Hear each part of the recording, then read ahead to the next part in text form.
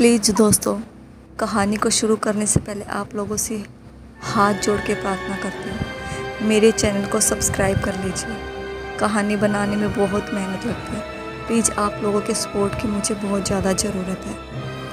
तपस्या और रावी के चंद्रवंशी होने के बारे में पता लगाने के लिए उर्मिला ने एक प्रक्रिया की थी जो उनके खानदानी खंजर द्वारा की गई थी। उस प्रक्रिया के निष्कर्ष स्वरूप रावी चंद्रवंशी साबित नहीं हुई। उर्मिला परेशान स्थिति में मंदिर में खड़ी थी क्योंकि प्रक्रिया के द्वारा तपस्या के साथ साथ पार्थ के भी चंद्रवंशी होने का सच सामने आया। उर्मिला उस खंजर को वापस अलमीरा में रख रही थी।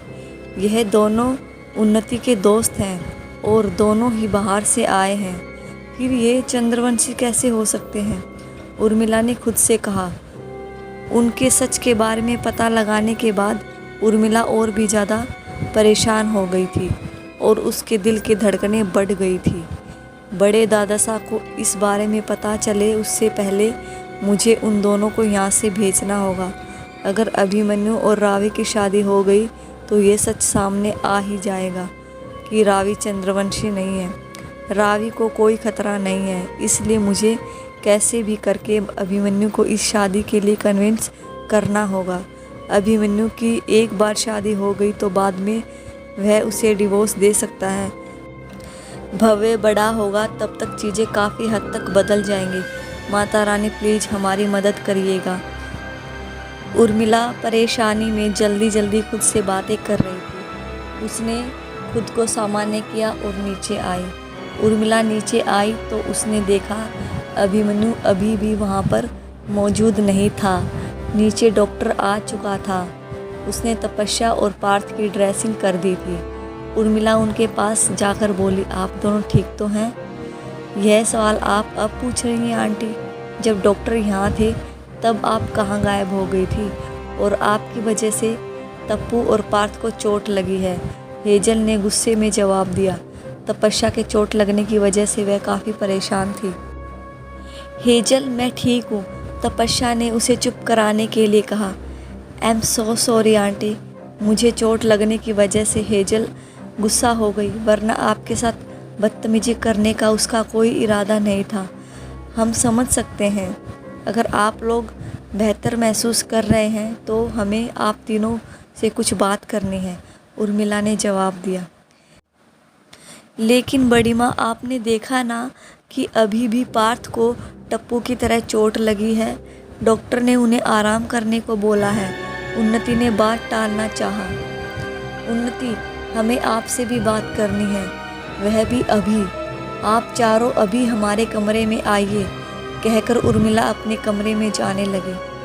उसका बर्ताव उन लोगों को बहुत अजीब लगा। साक्षी ने कहा, माँ कई बार बहुत स्ट्रेंज बिहेव करती है। उनकी वजह से मेहमानों को चोट लग गई और उन्होंने एक बार भी सॉरी नहीं कहा।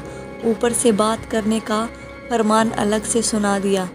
हाँ, और आज दोपहर वाली पूजा तो सच में अजीब थी, जानकी ने उसकी हाँ में हाँ मिलाते हुए कहा। कोई बात नहीं, हम देख लेंगे, तपस्या ने कहा और इशारे से उन तीनों को ऊपर जाने के लिए कहा। उन्नति को काफ़ी घबराहट महसूस हो रही थी। उसने ऊपर जाते समय अपने दोस्तों से धीमी आवाज़ में कहा, कहीं बड़ी माँ को मेरे और पार्थ के रिलेशन को लेकर शक तो नहीं हो गया ना? अभिमन्यु भैया भी कहीं दिखाई नहीं दे रहे हैं। तुम अभिमन्यु से कोई उम्मीद ही मत रखो उन्नति, वो खुद के लिए कुछ भी नहीं कर पा रहा है, हेजल ने आंखें तरेर कर कहा।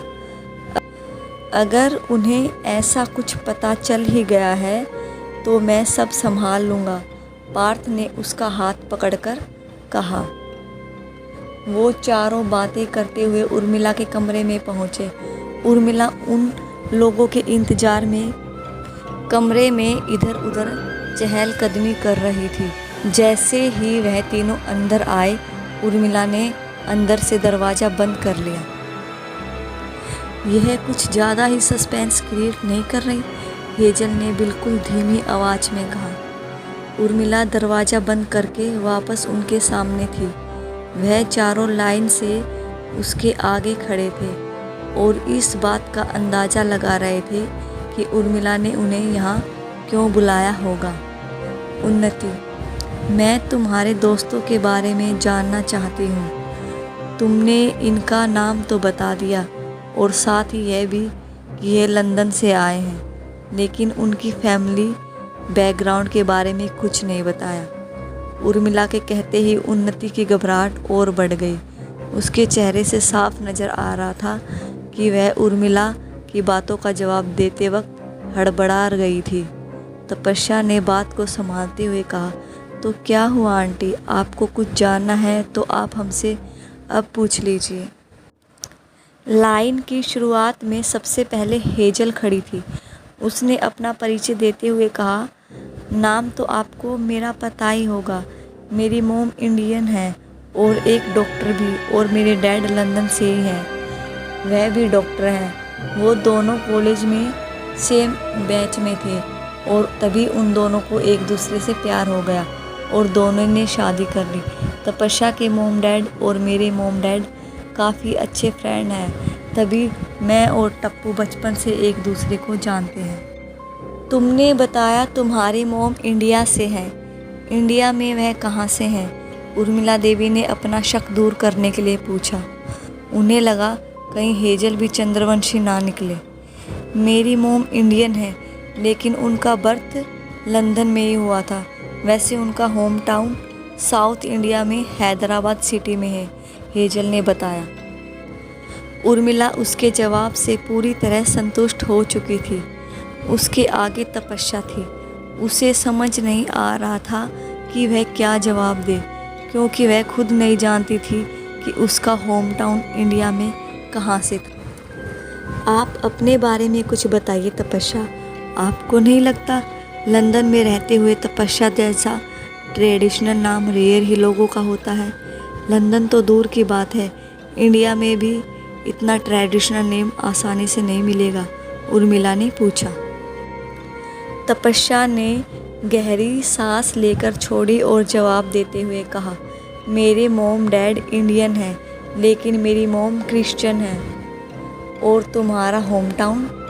मैं नहीं जानती, तपस्या ने बिल्कुल धीमी आवाज़ में जवाब दिया। ऐसा कैसे मुमकिन है कि आप अपने परिवार के बारे में नहीं जानती, या कुछ ऐसा है जो आप हमसे छुपा रही हैं? नहीं बड़ी माँ, तपस्या सच कह रही है। यह बात हम लोगों को पहले से ही पता है कि इसकी फैमिली कहाँ से बिलोंग करती है, यह इसके बारे में कुछ नहीं जानती, उन्नति ने जवाब दिया। मैंने कई बार अपने पेरेंट्स से इस बारे में पूछने की कोशिश की, लेकिन वह दोनों इस बारे में बात करना ही नहीं चाहते। जब भी मैं उन्हें इंडिया आने की या हमारी फैमिली के बारे में कुछ पूछती हूँ, उनका मूड ऑफ हो जाता है। तपस्या का जवाब सुनकर उर्मिला देवी ने सोचा, ज़रूर इसके परिवार वाले इसे किसी अनहोनी से बचाना चाहते हैं, तभी विदेश लेकर चले गए। हो ना हो उन्हें इस बारे में ज़रूर भनक पड़ गई होगी। प्रतापगढ़ में चंद्रवंशियों की बलि देने की अफवाह सही है। क्या हुआ बड़ी माँ? उर्मिला को चुप देखकर उन्नति ने पूछा। उर्मिला हल्का मुस्कुराई और आगे कहा, तपस्या, अब तो तुम इंडिया आ ही गई हो, तुम्हें अपने पेरेंट्स से अपने होम टाउन के बारे में पूछना चाहिए। हो सकता है कि वह लोग तुम्हारे आने का इंतज़ार कर रहे हो। मैंने यहाँ आने से पहले उनसे इस बारे में पूछा था, लेकिन उन्होंने बताने से मना कर दिया। कोई बात नहीं पार्थ, अब तुम अपने बारे में बताओ, तुम कहाँ से हो? उर्मिला देवी पार्थ के बारे में जानने के लिए बहुत उत्सुक थी। पार्थ ने उन्नति की तरफ पलकें झपकाई और आंखों में रिलैक्स करने के लिए कहा। उसने उर्मिला देवी की बातों का जवाब देते हुए कहा, मैं उन्नति की तरह इंडिया से ही बिलोंग करता हूँ और लंदन में मेडिकल की स्टडी के लिए गया हुआ था। आंटी, हमारी फैमिली भी आपकी तरह रॉयल फैमिली से बिलोंग करती है। बेसिकली हम लोग मुंबई में रहते हैं, लेकिन मेरा होम टाउन विक्रमगढ़ से है। आपने विक्रमगढ़ के राजघराने के बारे में सुना होगा, महाराजा सूरज सिंह, हम उन्हीं के वंशज हैं। पार्थ का महाराजा सूरज सिंह का वंशज होने की बात सुनकर उर्मिला देवी के साथ साथ तपस्या भी हैरानी से उसकी तरफ देख रही थी। उसने उस किताब में जिस राजकुमारी तपस्या की कहानी सुनी थी वह महाराजा सूरज सिंह की बेटी ही थी। जैसे ही उर्मिला देवी ने आगे कुछ बोलने के लिए अपना मुंह खोला, तपस्या उनसे पहले बोल पड़ी। पार्थ, तुमने पहले क्यों नहीं बताया कि तुम विक्रमगढ़ से बिलोंग करते हो? इसमें बताना क्या है, हम लोग अब मुंबई में रहते हैं। और विक्रमगढ़, वहाँ तो मैं खुद नहीं गया, तो तुम्हें उसके बारे में क्या बताऊँगा। मेरी फैमिली मानती है कि विक्रमगढ़ उनके लिए लकी नहीं है, पार्थ ने कहा। उसकी बात सुनकर उर्मिला देवी को घबराहट होने लगी। उन्होंने आगे पूछा, पार्थ, तुम्हारे परिवार में कौन कौन है? तुम्हारी कोई बहन तो? बोलते हुए उर्मिला देवी रुक गई। जी नहीं आंटी जी, फ़िलहाल के लिए मेरी फैमिली में मॉम डैड के अलावा मैं और मेरा छोटा भाई नकुल है। डैड के भी छोटे भाई थे, लेकिन शायद उनके बीच कुछ प्रॉब्लम हुई होगी। हम लोग नहीं जानते वह कहाँ रहते हैं। पार्थ की बात सुनकर उर्मिला देवी ने राहत की सांस ली। अब उनकी परिवार में कोई लड़की मौजूद नहीं है। पार्थ के परिवार के बारे में सुनकर उर्मिला देवी की बेचैनी कुछ कम हो चुकी थी, लेकिन तपस्या काफ़ी परेशान थी।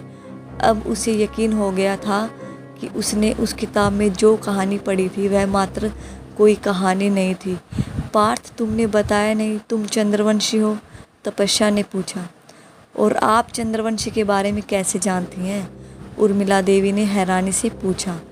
आप तो बचपन से लंदन में रहती आई हैं, आपको चंद्रवंशियों उनसे जुड़ी बातों का कैसे पता हो सकता है? कहीं आप खुद तो कोई चंद्रवंशी नहीं है? बातों बातों में उर्मिला ने तपस्या से पूछ ही लिया। मुझे कैसे पता होगा आंटी कि मैं कोई चंद्रवंशी हूँ या नहीं? मैंने इस बारे में किताब में पढ़ा था, तब मैंने पार्थ से इस बारे में पूछा। मैंने महाराजा सूरज सिंह की हिस्ट्री के बारे में पढ़ा है और वहीं से मुझे पता चला है कि वह एक चंद्रवंशी राजा थे, तपस्या ने जवाब दिया। वैसे ये चंद्रवंशी क्या होते हैं? हेजल ने पूछा। मैंने एक किताब में पढ़ा था कि चंद्रवंशी सूर्यवंशी के बाद सबसे पावरफुल क्लान होता है। अक्सर लोग पावर्स के लिए या ब्लैक मैजिक ट्राई करते वक्त उनकी बलि दिया करते थे। तपस्या की बातें उर्मिला देवी को एक के बाद एक झटके दे रही थी। वह जिन बातों को सबसे छुपाने की कोशिश करती रहती थी, तपस्या सबके सामने आराम से बता रही थी। कहीं इस लड़की ने यह बातें घर वालों या अभिमन्यु के सामने कह दी तो आफत हो जाएगी।